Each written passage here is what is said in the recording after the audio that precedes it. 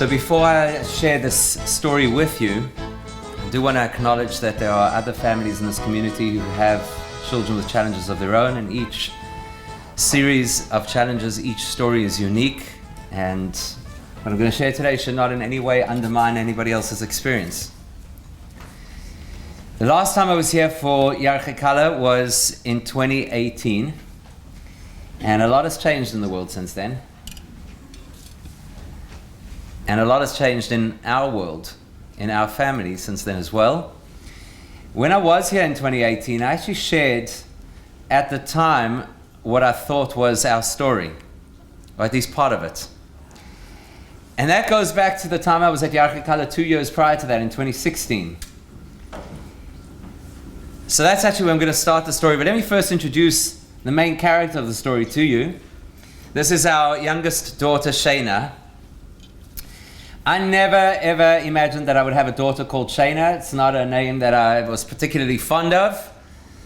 But you know, they say that there's divine intervention when you come to name your child. And when Shaina was born 7 weeks early, we were completely ill-prepared to give her a name because we thought we still had some time. And sitting in the hospital the day before we had to name her, my wife says to me, I think maybe we should call her Shaina Brocha.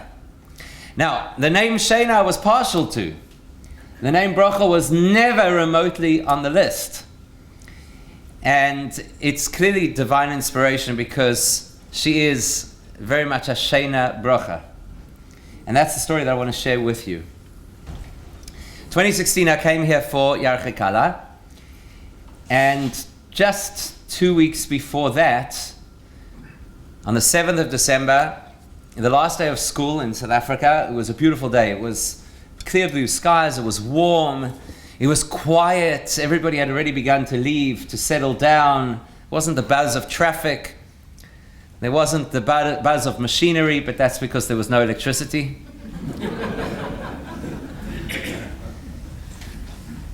And as it so happens, my wife and I had to go to a school meeting to meet with the principal about something for the coming year. And by the time we came home from that meeting, there hadn't been electricity for a number of hours, and my wife's cell phone battery was almost dead. So I said to her, listen, it's probably a good idea just to charge your battery, your phone in the car. I never prior to that had ever suggested her doing this. And I've never subsequently had a reason to suggest to her to charge a phone in the car when we're at home. But that's what happened. And because it's a quiet time of the year and our Chabad house is across the road from our house, I then went across the road to do some admin work, tie things up at the end of the year. And I invited one of my daughters to come with as well because I figured she could do some help with filing and discarding unnecessary papers and that kind of thing. And then we were sitting there working. It was absolutely quiet, peaceful, no noise, no buzz, nothing. And while we were sitting there working, one of my other daughters, who's usually a very put together, organized, level-headed individual, literally burst through the door and said, or more shouted, "You have to come home. There's something wrong with Shaina." And it wasn't what she said, but how she said it, that I was out of my seat in a flash. I ran out of the door, ran across the road, and as I came into our house, I saw my wife sitting on the step of the front door, holding Shaina, who at the time was 18 months old, in her arms. And it was very obvious that something was really, really seriously wrong. And I said to her, have you called Hatzalah? And thank God her phone had charged in the car, so she had enough battery to have called Hatzalah. There could have been a significant delay at that particular point in time. We don't have a home line. Do people still have home lines? We don't have a home line. We rely on cell phones. And so I came and I grabbed Shaina from her. It looked to me like she was possibly choking. She was going blue. She was completely rigid. And I tried to see if there was some way to dislodge whatever was in her airway, which clearly there was nothing actually in her airway. And shortly after that, we phoned Hatzalah again, as one does. New? What's happening? Are you coming? I mean, a whole minute had passed. We were in a frenzy. And the next thing, the gate of our house opened and somebody drove in and the whole family was, oh, Baruch Hashem, Hatzalah is here. And it wasn't. Actually, it was a chassan. It was a guy whose wedding, this was on a Wednesday, his wedding was on the coming Sunday, and he had come to sign the documents for his civil marriage. Poor guy drove into our house, and immediately behind him, all the Hatzalah volunteers, one after the next. This guy was stuck there for the next hour. He couldn't get out, and he had to watch the whole thing unfold. He was a wreck. He was an absolute wreck. He didn't know where to put himself. He literally tried to hide behind the house. He couldn't get out. His car was parked in by everybody else. And by the time Shaina was taken by Hatzalah, they had worked on her in our house for an hour. They had sent us on a wild goose chase to discover if perhaps there was any poisonous item somewhere in the house that maybe she had swallowed, because they had never seen a reaction like she was having. They used all kinds of terminology that we were not familiar with. Status epilepticus, now we're very familiar, unfortunately. But basically the fact that she had been having seizures for over 15 minutes, which is considered a life-threatening situation. And actually for almost an hour, they could not control her seizures. They did all the most terrible invasive things I'm not going to share with you. Probably one of the worst things that we had to see was them cutting off her dress, because they were about to using a defibrillator on her, which thank God in the end they didn't. And as they led her in the stretcher to the ambulance, one of the paramedics, who at the time he's subsequently resigned from Hatzalah, and this might be one of the reasons, he was a friend of ours, and he said, you just need to realize that your daughter is in a very serious condition. And they rushed her off to the hospital and they put her into the ICU, and everybody was incredibly shaken. The lead paramedic who came and responded had to go for trauma counseling after this call. And the next morning, she woke up in her hospital bed as if nothing had happened. Next morning, she was pretty much fine. And we spoke to our doctor, a very, very seasoned pediatrician, a man at that stage in his 80s. He'd been our doctor for many, many years. And he said, you know what, with all due respect, I know that you've had 7 children prior to Shaina, but you completely overreacted this time. She obviously had a febrile seizure. It happens, children get sick, they spike a fever, it creates a bit of an issue in the brain, they have a seizure, you completely overreacted, and the evidence is, look, she's fine today. Relax, take her home, don't worry, this will never happen again. All you have to ensure is that she doesn't ever get a high fever. It was with his reassurance that I got onto a plane and came to Melbourne, Australia for Yarchei Kallah that year. And he was right. For 9 months. 9 months later, Johannesburg, South Africa hosted the International Convention for Hatzalah. There were Hatzalah members from the United States, from Europe, from South America, and a whole bunch of them visited our house. Exactly the same experience. Unfortunately, just a few days before this, my wife had left for overseas together with our daughter. We're now talking September 2017. Our daughter was going to study in seminary in Crown Heights, and my wife's opinion was that you don't send your child to seminary, you take your child to seminary. So she got on a plane with her, traveled with her. The idea was to introduce her to New York, show her around, orient her in New York, and after a good week together, she'd come home. The morning that seminary began was the afternoon that Shaina had her second major seizure. And we had all these people from around the world who all responded, and it was exactly déjà vu of the previous occasion. They couldn't work out what was going on. They couldn't work out how to control her seizures. They did all these invasive interventions that, again, I don't want to share them because it's traumatic to think about what they did to her to try and stabilize her. And in the midst of all of this, as they're loading her into the ambulance, and I didn't post on any of our local WhatsApp groups that anybody should say Tehillim, because I didn't want my wife in New York to wake up to a message that we're saying Tehillim for Shaina. So I waited and I waited until possibly she could be up in New York, and I tried to phone her and she didn't answer, and I tried to phone my daughter and she didn't answer. And then my daughter called back. Unfortunately, I wasn't paying attention, on a video call, which I absent-mindedly answered, and the first scene that she saw was ambulances in our driveway with lights flashing and doors open, and she knew exactly what was going on, obviously. And instead of my wife orienting her through the experience of settling into New York, she was on a plane and back to South Africa, only to arrive and discover that Shaina was 100% fine. One night in hospital, she was back to normal. She went back home as if nothing had happened, and our pediatrician once again said, "Calm down. Why are you overreacting?" And because he said that, and because he reassured us, and because he promised us that this was just a febrile seizure and nothing serious was going on, it's because of that that my wife was comfortable enough just 2 months later to get back on a plane and go back to the United States to celebrate the wedding of her youngest sibling. And I said to her, you have to realize it's not that there's some kind of a link between you traveling and Shaina getting sick. I guarantee you everything is going to be fine. I think it's the last time I ever guaranteed anybody anything. Because on the last day of that trip, after the wedding, Shaina had the worst seizure she had ever had. And once again, the Hatzalah people worked on her for over an hour and they couldn't stabilize her seizures. And they had to intubate her.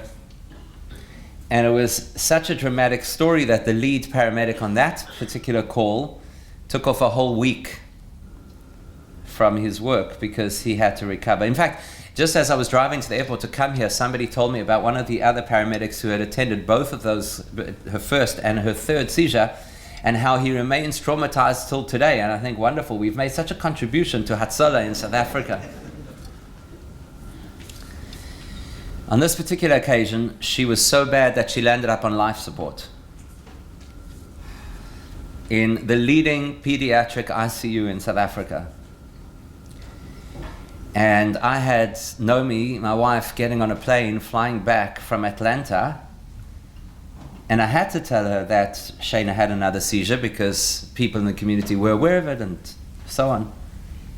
But I obviously didn't tell her that she's on life support. And my wife gets onto the 14-hour flight back home and arranges Wi-Fi. And I was really hoping that she'd be in the plane, out of touch, 14 hours. By the time she came home, again, Shaina would obviously be fine, like the previous 2 times. And she obviously wasn't. And I kept getting these messages from 10,000 meters in the sky. How is Shaina doing? What's happened? And I was saying, she's doing okay, she's stable, lying through my teeth. And my wife knew it. She said, I want a picture. Send me a picture of Shaina. And I said, no, this is a different hospital to where she went last time, and their protocol is you're not allowed to take pictures in ICU. She didn't believe me, obviously. And that actually only made matters worse.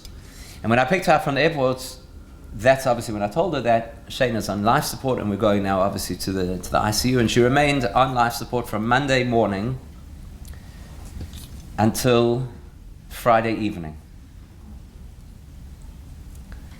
And at that point, we had some really scary moments where the doctors said things like, "We don't understand what's wrong. We need to do a CT scan of her brain," which was effectively code from saying, we don't know if she's going to come out of this. And we had scary moments where the doctors said things under their breath, thinking we hadn't heard them, about they've never seen this before.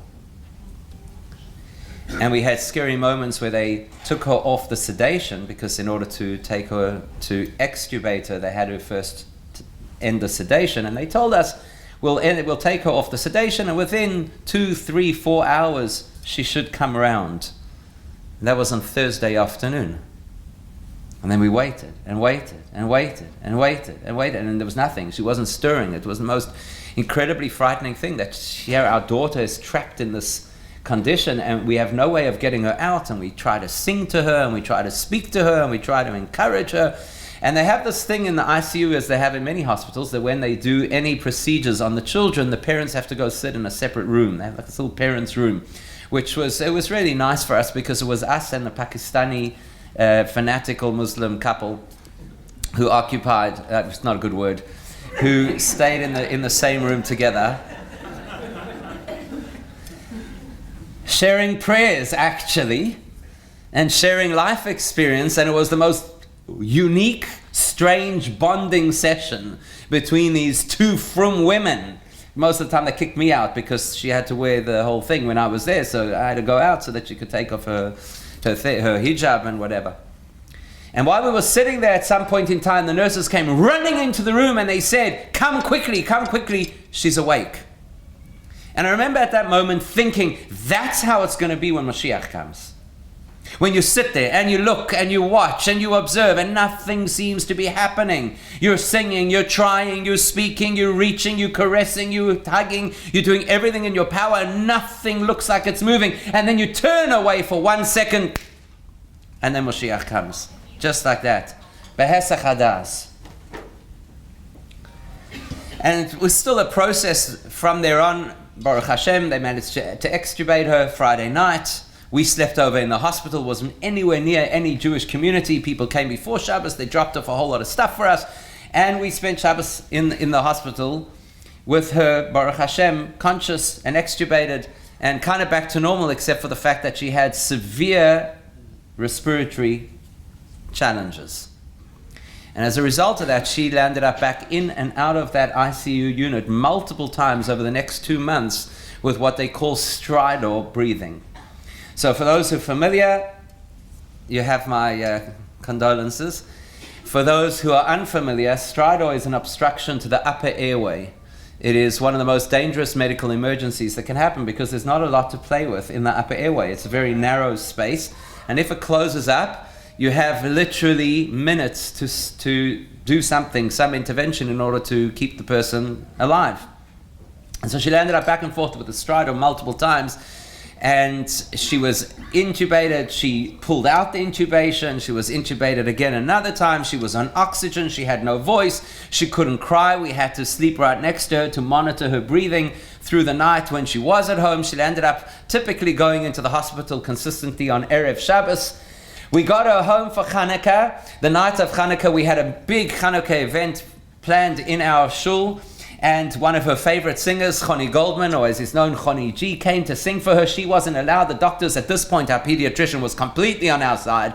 He said, there's something over there that we don't understand. You have to be very cautious with your daughter. He wouldn't allow her to be near anybody, and so Choni made a pre-event concert just for Shaina, so that at least she could have the opportunity. She couldn't sing with him. She had absolutely no voice. And the next morning she was back in the hospital with stridor, and we spent the rest of Hanukkah with her attached to oxygen machines. And subsequent to that, till today, every once in a while, if she gets a cold, you know how it is, we were not stressed hypochondriac parents. You know, we had 7 kids, they got sick, you get better, it's okay, play in the mud, put stuff in your mouth, it doesn't matter. And suddenly we had this child that she got a sniffle, and we knew that we were on speed dial with Hatzalah. Anything could happen. Since 2008, I've never switched my phone off on Shabbos, ever since then. I've had to call Hatzalah multiple times on Shabbos, and I've always made a point of doing it in front of the kids so that they'll know that you don't hesitate in a medical emergency to call for emergency help on a Shabbos. And then, because of this particular incident, the intensivist at the ICU put us in touch with a top pediatric neurologist who immediately gave us the intervention that we believed we needed at the time, which was a whole lot of anti-epileptic medications. And with a whole delicate balance, eventually got her to the point where, Baruch Hashem, she is seizure-free. She had all the seizures you want. She's on 3 different anti-seizure medications to deal with all the different seizures. And it's a delicate balancing act. 4 times a year she has to go for blood tests just to make sure that her levels are right. Part of the issue with her, unfortunately, is she has really bad veins, and so every time we take her for blood tests is a whole big deal, until recently where we discovered the one vein that is viable, and now, Baruch Hashem, it's less stressful than it used to be. At this point in time, now we're talking the beginning of 2019, we realized that we probably needed to assist our children. Now that the emergency essentially was over, we needed to assist our children to have some kind of debriefing, some kind of counseling, some kind of therapy, just to deal with what they had been through. And so we went to a very respected and very trusted senior psychologist in the Jewish community, took all the kids for group therapy, which, by the way, I don't necessarily recommend with a group of kids. Everybody was operating at a completely different level with completely different experiences, just to understand the difference. Imagine you have one child, I have one child who stands there or stood there every single time that any of these emergencies happened, documenting exactly what happened. The other day she sent me an email, just by the way, in case you ever need this, here are all the dates and all the times and all the events that happened. She took the pictures. By the way, I don't take pictures.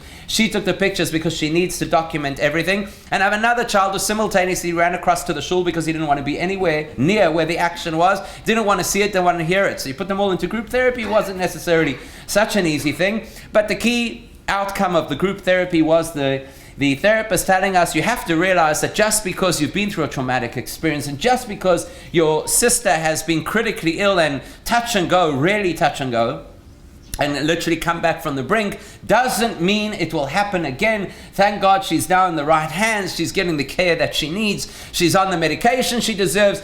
Don't stress about the future, because, please God, it will never happen again. That was Thursday. This was Saturday night.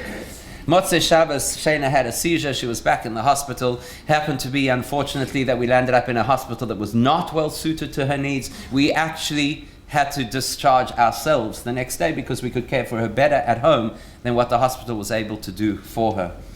And so we had this great mystery, and the neurologist effectively kept telling us, there's something here that I don't understand. There's something over here that I've never seen before. We're talking literally about one of the 2 top pediatric neurologists in the country. She says, I've never seen, there's something niggling over here. There's something that's not right. We have to get to the bottom of this. What's going on?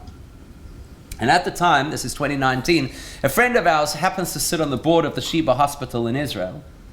And it so happened that we're doing a big fundraiser for Sheba in South Africa, and all the top brass of Sheba Hospital was coming to South Africa for this fundraiser. So this guy said, I want to introduce you to the leadership of Sheba Hospital. Let's get your daughter into the Sheba Hospital. Let's see what they could do for you. Maybe they have access to information or to treatments that you don't yet have in South Africa. We thought that was a wonderful idea. We met with them, and their requirement in order to bring a patient to Sheba Hospital is that you've got to share all of their medical history into a Google Drive folder. They analyze all of that information, and then they decide whether or not you should be bringing your child to Sheba. So that was my job.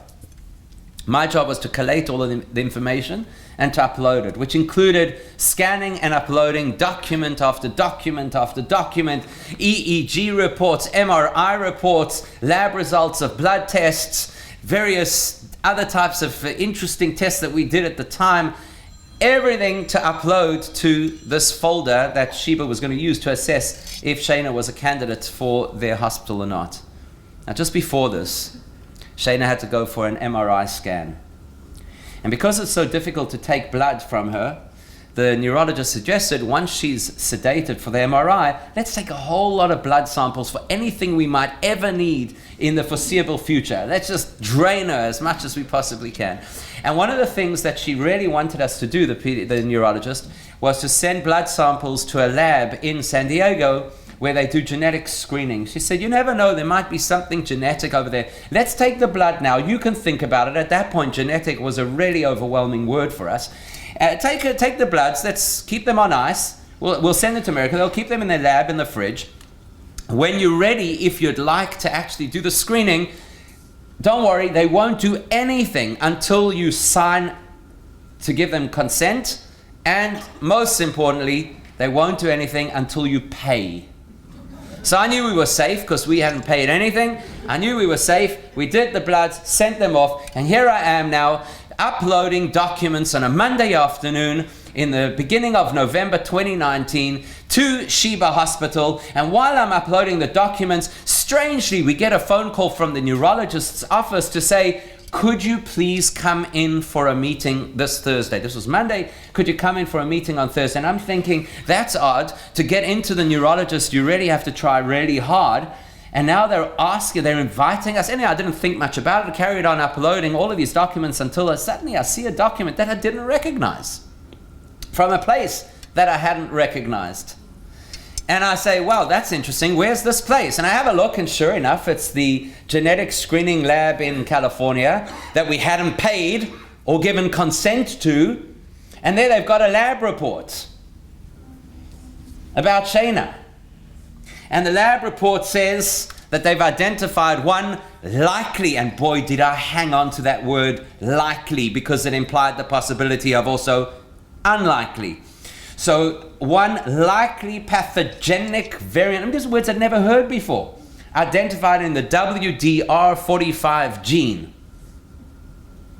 I'm like, what on earth does this mean? And I carry on reading, and it says the WR45 gene is associated with X-linked, and there you have it, neurodegeneration with brain iron accumulation, or early infantile epileptic encephalopathy, or however you pronounce it, or Rett syndrome. This is Monday afternoon. And I'm staring at this thing thinking, I have no idea what any of this means. So I did the worst thing you should ever do. Our neurologist has a sign in her office that says, if you come here, don't use Dr. Google. But I did. I decided I'm going to see what, because I've never heard of these things, I'm going to have a look and see what these things are. It was a terrible, terrible mistake. Because every report that I came across was worse than the preceding report. And in my limited medical understanding of what I was reading, effectively, I misunderstood that this is the short journey to, I don't want to say what.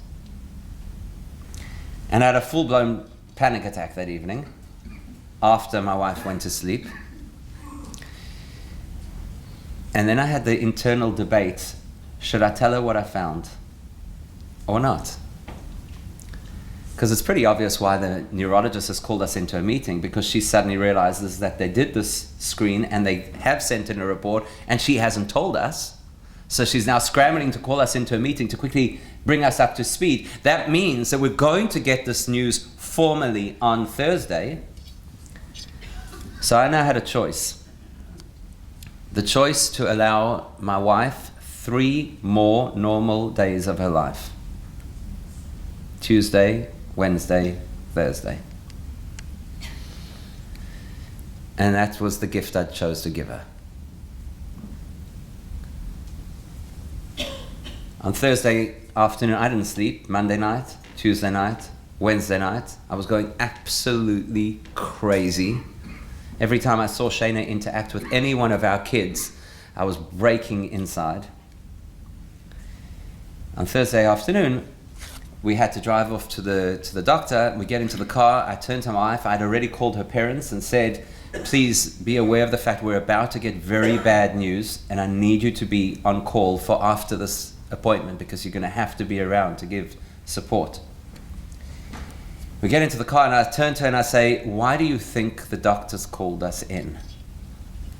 And she's no fool. She said, I'm sure it's not to tell us good news.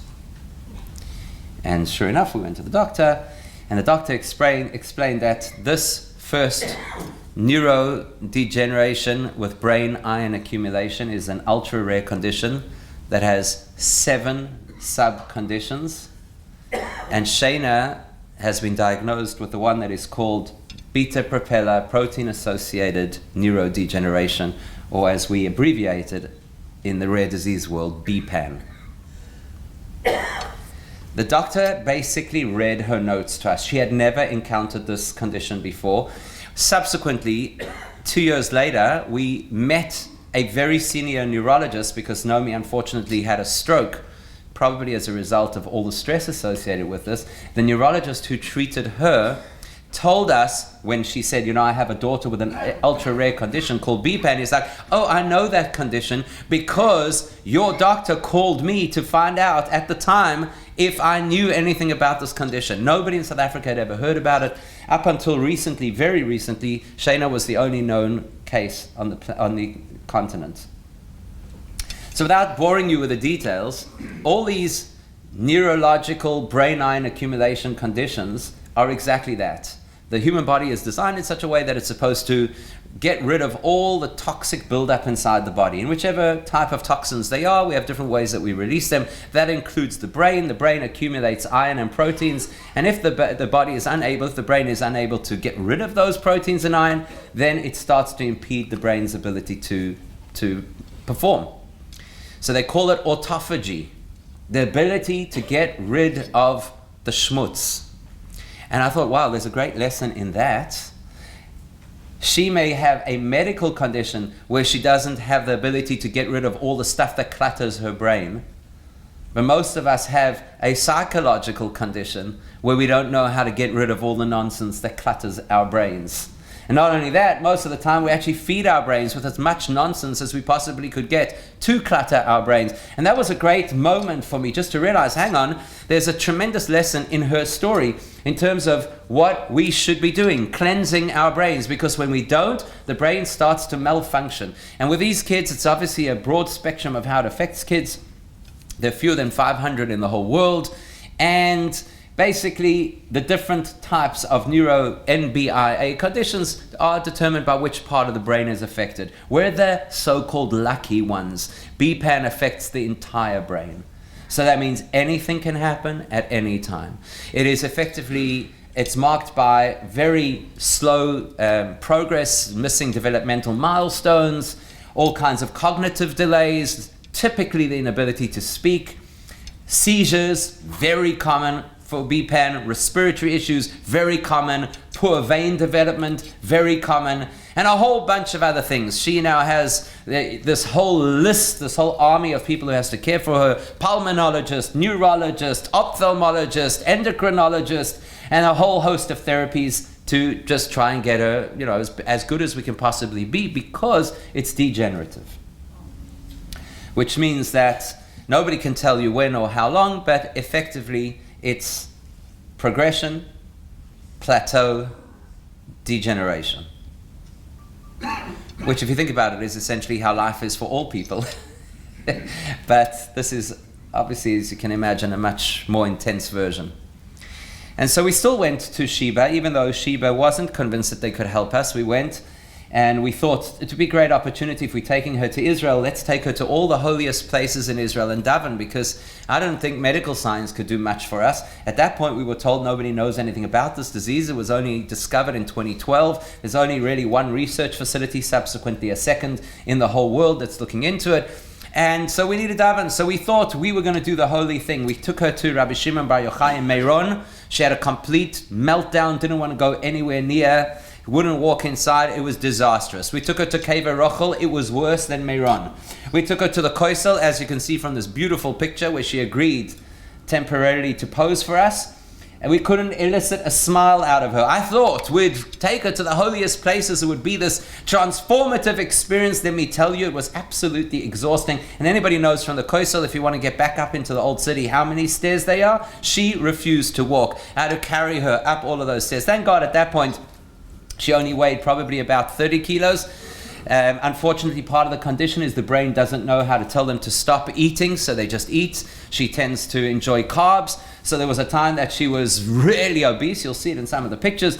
Baruch Hashem, now we're using interventions that she's shed 10 kilos this year, which is a big deal. But schlepping up the stairs was not a simple thing. We came back, we didn't really have answers. The only thing we got from Sheba Hospital was access to the research program for BPAN, which is in Oregon in the United States, and she's now essentially a bit of a guinea pig. Please God, one day they come up with some kind of a trial. Hopefully, they'll be able to help us. Sheba Hospital was the beginning of 2020. We came back really deflated. We came back thinking that this is where we would find our answers, either medically or spiritually, either a cure or a miracle. And we came back with nothing. We came back with frustration. We came back with fear. We came back with the unknown. Nobody in our medical team could help us. People around the world were just as much in the dark as we were. And we felt that we just needed some time off. So Hashem mercifully locked down the whole world for the rest of the year and allowed us time to regroup as a family. Our kids came in from overseas, spent COVID isolation with us, and it gave us a chance just to speak to our kids. And it was hard. It was really hard. What do we share with them? What do we tell them? How do we tell them? How do you share this information? They're adult children, half of them. How do you share this information? What are their fears? Manage their anxieties? And we had all these one-on-one discussions with each of our kids, which effectively started with, you realize that something is very challenging in Shaina's life. She has a serious medical condition. Do you know anything? Have you heard anything? Have you picked anything up from us? Let's have a conversation. And our attitude was, whatever you ask, we will answer honestly, and whatever you choose not to know, we won't impose on you. And each of our children reacted completely differently. And once we had worked through with each of our kids, we eventually then sat down with all of them and we said, now what are we going to do? Because it's all very well to contextualize what's happened to us, the fact that our life has fundamentally changed, the fact that we'll always be on speed dial with a doctor, that we never feel safe to do the things that ordinary people do. But now what are we going to do with this? And we had like a brainstorm as a family. And we came to the following conclusion as a family. We don't know what the future is going to hold. We don't know how this thing is going to pan out, but we have to make one conscious decision. We are not going to be defined by what has happened or is happening. Instead, we're going to use it as some kind of a catalyst to somehow make a difference. And we left it at that. Let's see where this goes. Let's see what we can come up with. The first thing we noticed about Shaina is her interactions with people were really awkward. Now she's already a few years older, right? She's about 3 at this point. And her interactions with people were really awkward because she doesn't talk, but she smiles. She has the most beautiful smile. And so what would happen is that she doesn't have the regular social awareness that people have. So we'd go places and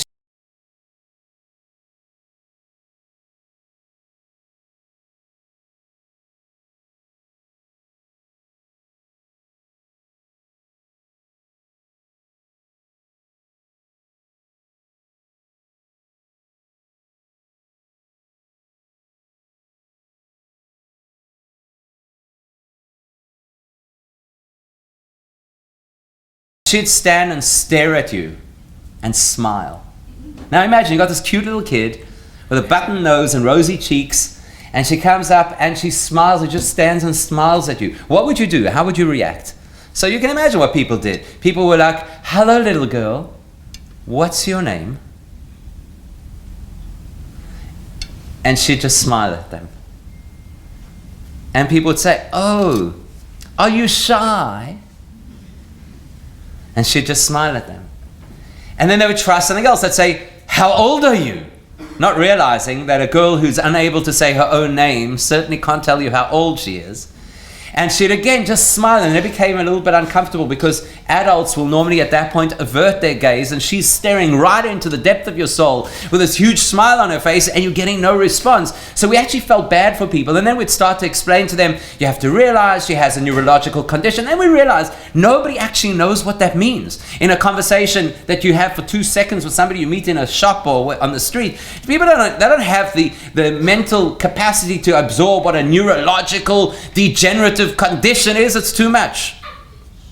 And then if they did, they became really uncomfortable, because now what are they supposed to do?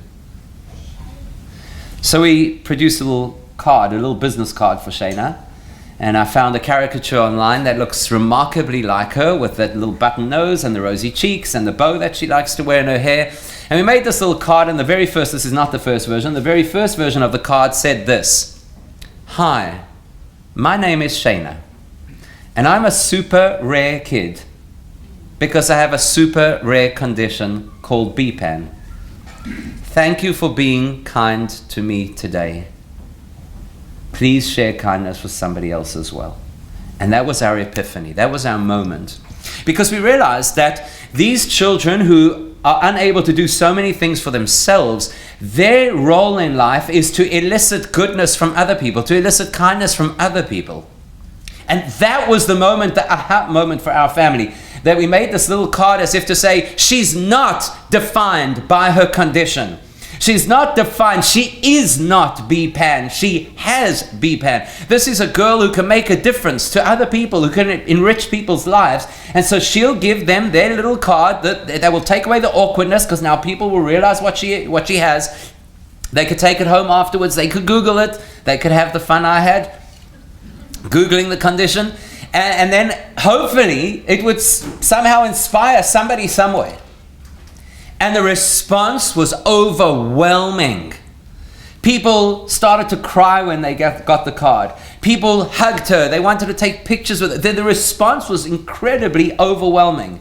And it was around about the same time as this happened that a good friend of mine from overseas sent me a mimer from the Rebbe to learn. And in that mimer, the Rebbe speaks about the fact, and this is a beautiful picture that I'm really proud of from this year, where Shaina at school, of her own accord, decided to try the climbing wall, which none of her physiotherapists would ever have recommended, but boy, were they all applauding when they saw the picture afterwards.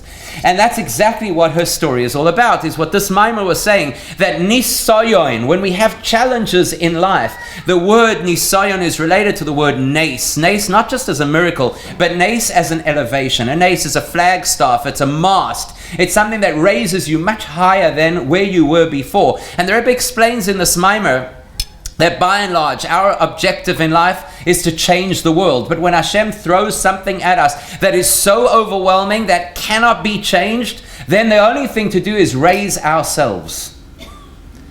And that became, so to speak, the attitude we decided we're going to adopt as a family. We're going to try as best as we can. And please, don't misunderstand for 1 second that life is now peaches and roses. You have to realize it is challenging, it is difficult, it is depressing at times, it is overwhelming most of the time. But we chose to try and do something to raise ourselves up. And seeing the response that we got from that card that we produced, we realized, hang on a second, we don't have to wait for people to come over and to greet her in order to give a card. We could teach this lesson, this value about people who have special needs, who have disabilities, who are unable to do certain things for themselves, being the model and example to the world of a few things. Number one, pure love. Because they have no agendas, they have no envy. She does not stand in class thinking, I wish I could climb like that kid. She stands there applauding every kid when they get to the top of the slide that she can't get to. Now she can. But she's the kid who smiles when somebody else wins the game. She's the kid who's always looking not only to share kindness, but has taught all these kids. And by the way, she's Baruch Hashem in an inclusion program in a regular Chabad school. It's a preschool. We don't know what's going to happen in primary school. And she's 8 years old, and her kids in her class are 6 years old. And she's Kanainora, double the size of some of them. And you watch them walking, holding her hand, making sure that her balance is okay, that she can get on and off the swings. And you realize that there are people in this world that Hashem sent to show us the purity of goodness, the purity of kindness, the purity of bringing out the best in other people. We said, why keep it only to those chance encounters when people come to meet her? Let's make a campaign out of this. And we started at her school. It was in the middle of COVID in 2021. We started it at our school, at the Torah Academy, the Chabad school, and the idea was to make a second card that says, hi, I have been inspired by a girl called Shaina, a super rare girl called Shaina, who has a super rare condition. Please share kindness with other people. And we started to go to different schools. I started to take her to the schools, first to the Jewish schools, subsequently to some of the non-Jewish schools, stood there with her next to me, smiling at everybody, looking at everybody, and I would tell her story. And then her favorite thing is to sing and dance. So we would play music and get everybody to dance. You know what the best part, maybe I shouldn't say this so loud, but you know the best part was, we went to schools during COVID, there was social distancing and masks, and then Shaina started to dance, and you know what? They all danced together. It was beautiful. My favorite was this visit where we went to one of the Jewish day schools, the high school, where the teachers afterwards told me they never thought that teenagers, they know these teenagers, they never thought that they would get out of their seats and actually come dance with a little girl. 500 kids came to dance with her. It was beautiful. They took pictures with her, as you can see. And as you can also see, she's the happiest person on earth. I even managed to take it last year to Sydney. I was here for Gimel Tammuz. So we went to some of the Jewish schools in Sydney, obviously without Shaina in person. We had a beautiful video to show. And I got to tell you, the encounters and the experiences that we've had are amazing, because one of the things that I realized, not by choice, but by being forced into it, is that sometimes our shlichus, our mission in life, shifts. And we can either fight it or embrace it.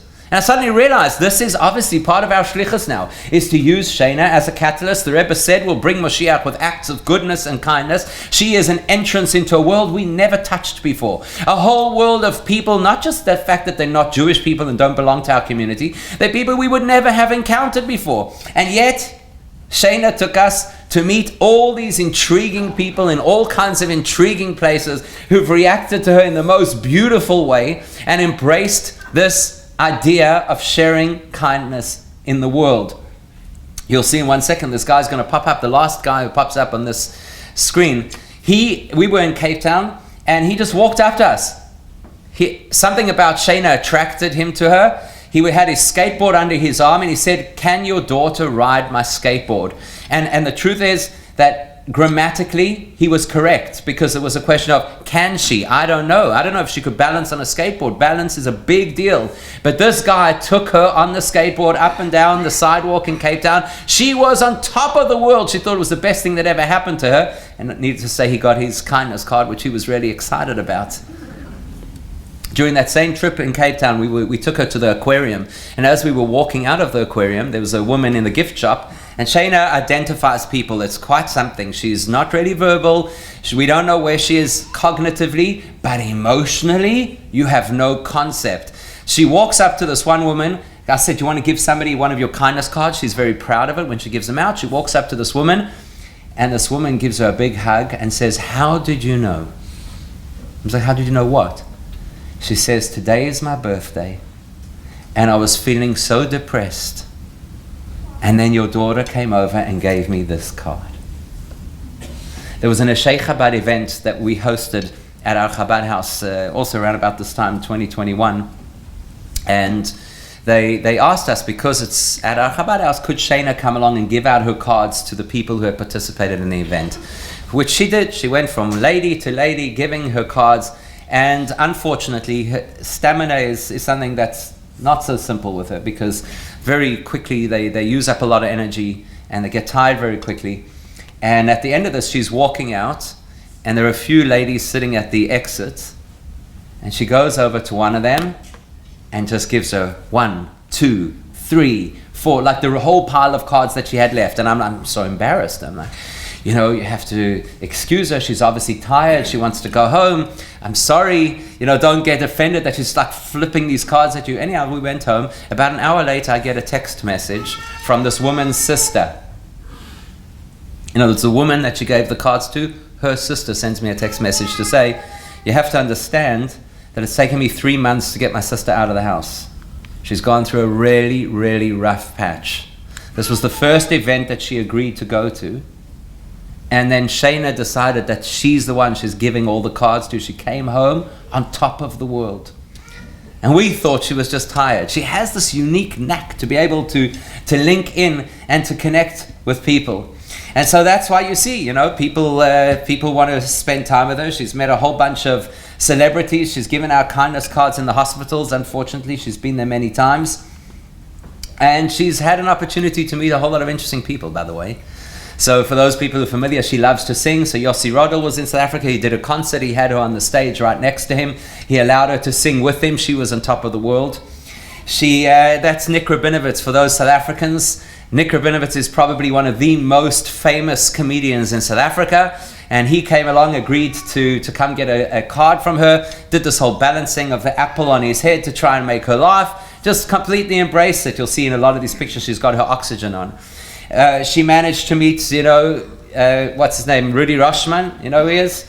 He's a big influencer, big social media personality, came to meet her in South Africa. Herman Mashaba, who's the head of one of the political parties in South Africa, we managed to bump into him as well. He was so excited to get the card. Connie G, that's her favorite musician, so that's serenading her just before a wedding because he understands how much she enjoys music. Jonathan Rosell gave her a personal concert as well when he was in South Africa, literally one-on-one. He sat there for half an hour just playing music for her. He was officially supposed to be doing a sound check for his concert. He ditched the band and he sat with her for half an hour. It's unbelievable. She was interviewed, whatever that means, for the Jewish Report, which is our local Jewish newspaper. Kids in our shul had to do a school project, so they modeled it after her. The chief rabbi invited her to be the face of the big Kallah bake that they did for the Shabbos project the year before last. So they did a bit of a documentary on her, which was flighted on South African TV. So we're somehow getting the message out there, right? Somehow the message is getting there. The other day I was driving, I had Shaina in the back of the car. I was not in a good mood. It happens sometimes, especially with you know what it is to get this kid ready for school in the morning? You have no idea. Some days it's plain sailing. She gets up, gets into everything. There you go. Some mornings, as you put on the one shoe, she kicks off the other shoe. As you finish with the shoes, she takes something and throws it all over the floor. You can't imagine it was one of those days. By the time I got into the car, I was not a happy camper. We were late for school, and we get into the car. The one thing we do, obviously, is put on music, and she gives the instruction. This is her. She gives the instruction, sing! And the last thing I wanted to do was sing. I said to her, Shaina, you gave me a hard time this morning. I'm not in the mood of singing. You know what? She didn't stop until I sang. And I realized that that's also one of the great lessons that she has to teach us. Because this is a kid who, when she goes for a blood test and they poke around and they prick her and whatever the case is, or she's sitting in a hospital, in the ICU, last year, where she was this close to being back on a ventilator because she had COVID pneumonia, where she was so ill that the doctor said, our doctor, who's not Jewish, she's Greek Orthodox, by the way, she davens every morning before she sees her patients, which is quite reassuring for us. I don't ask who she davens to. And she said to us, while Shaina was so sick last year in the hospital, she said to us, you really should get your community to come say prayers over here. Because I once had a patient in this ICU from your community, and the patient was critically ill, and all your people came and they sat outside and they said prayers. And at that point I had 3 patients who we did not believe were going to survive, and all 3 of them walked out of the hospital. Go call your people. And as soon as Shaina was half better, what did she want to do? Sing. And I think it's one of the most beautiful messages that she teaches, which is, when life is tough, find a way to sing. Find a way to dance. Find a way to discover simcha even in the most challenging times. And so I'll round off with this. We came to learn that giving out these cards, as inspiring as they are, at the end of the day you have to actually tell people what to do, something practical. If you want people to spread kindness, you actually have to give them something practical. And so we had another family brainstorm earlier this year, and we came came up with the idea of producing a cookie, a little cookie. So you saw that picture on her card, that little cute picture. So we came up with a little cookie. One of the local bakeries bakes it in the shape of that little character from her card. And the idea is to spread kindness. But then we decided we're going to do it like this. So we invited people to have these workshops, these team building workshops, where they come together and they get the blank cookie and they get the picture of the card, and they have to then decorate the cookie to look like the picture on the card. And the first response that we get from everybody is, but I'm not artistic. I don't know how to do this. Mine is going to look terrible. And we tell them that's exactly the point. Because we want to make sure that no 2 of these cookies ever look the same. And we want to make sure that every one of these cookies is always just a little bit imperfect. And it's those cookies that are going to share kindness and make people feel better and uplifted. And the lesson is that nobody's the same and nobody's perfect. And that's what these kids teach us. That you don't have to all be the same, and we don't have to be whatever perfect is, because I don't know what it is. to be able to make a difference, to be able to touch somebody, to be able to bring goodness to another person's life. On the flight in, I got onto the plane with a bag of these cookies, ready-made from one of these workshops, and gave it to the flight attendant as I walked in, and I said, please, would you share this? This is from my daughter with special needs. Her first question was, is she on the flight? I said, no, she's not on the flight, but she sent you for the crew, she sent you cookies.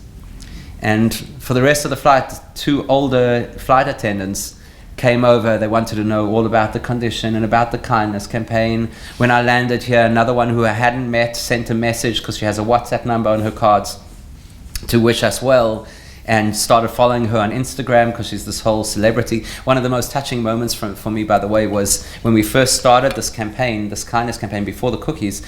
So we started obviously with a social media presence as well, and we went to a wedding. And at the chuppah, there were many, many people at the chuppah who were not from our community, meaning to say not from the Chabad community and not from our Chabad house. So many people we didn't necessarily know. And Shaina loves to sing, as I've told you. So she has no problem walking right up to the chuppah and singing along with the chazan on the top of her voice, whatever one of the Sheva Brochas he happened to be singing. And one of the interesting things about the brain is that the center that controls song is different to the center that controls speech. So she may not be able to speak, but she could sing the lyrics of any song. It's phenomenal. I mean, she mispronounces a lot of the words, but she could sing the lyrics. In fact, she gets really frustrated with me, because how is it then when she's heard a song once, she could sing along and I can't? Like, what's wrong with you, Dad? Get your act together.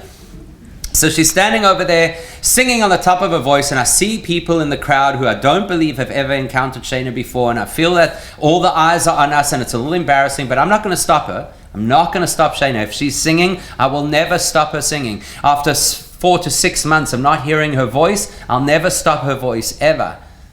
At the end of the wedding, the Chas and Kallah walked down. They had a beautiful red carpet. They walked down towards the Yichud room. Shaina's standing over there in the middle of they literally had to go around her, the Chas and Kallah. She's standing in the middle of the red carpet, huge smile on her face. I'm feeling terribly self-conscious. And this family walks over and says, Shaina, can we have a selfie with you?